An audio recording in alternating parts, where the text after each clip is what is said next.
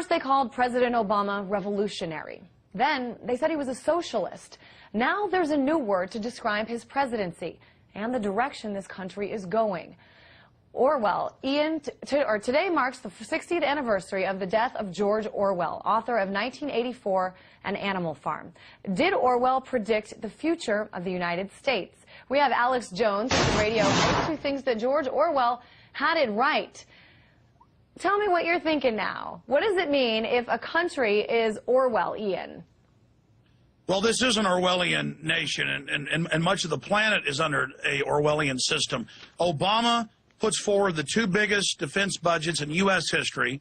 He starts smart bombing with Predator drones Pakistan. They go into Yemen.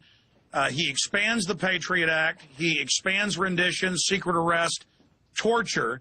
He lied about everything he said he would do, and now he says he never said it, and he's given the Peace Prize when he's clearly a warmonger. We have naked body scanners going in courthouses, in airports that record your naked body of your wife, your children, yourself. It's kept in biometric databases. We have the children in the United States and the Boy Scouts of America being taken over by Homeland Security and by major police departments to, quote, report on their parents. Where I live in Austin, Texas, they run TV ads telling public school children to report on their family members and get bonus money. I mean, that's right out of The Running Man, that Schwarzenegger movie that was kind of a dystopic Orwellian film. Down the line, we have Obama promising to stop the wiretapping. Now he says unlimited wiretapping. We have Google that helped China censor, now censoring here inside the United States.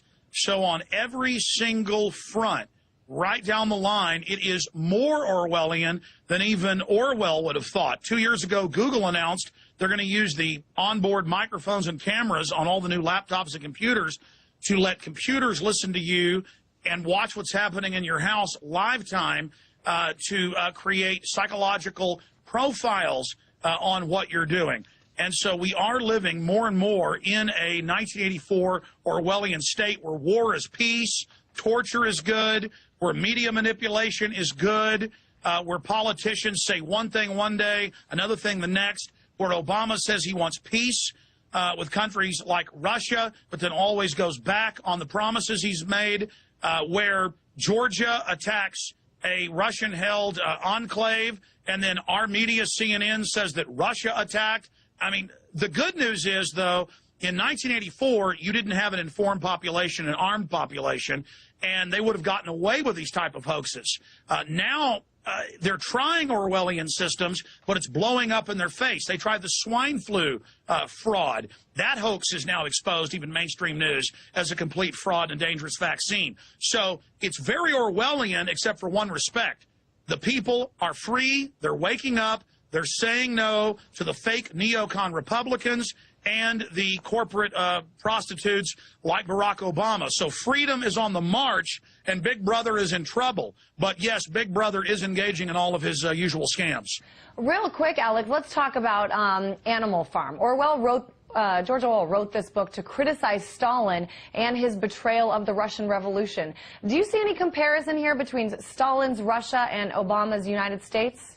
Absolutely. You have Tim Geithner, head of the Treasury, giving himself massive money in bonuses and then illegally telling AIG to keep it secret. You have basically 2 legs good, 4 legs bad, when originally 4 legs good, 2 legs bad.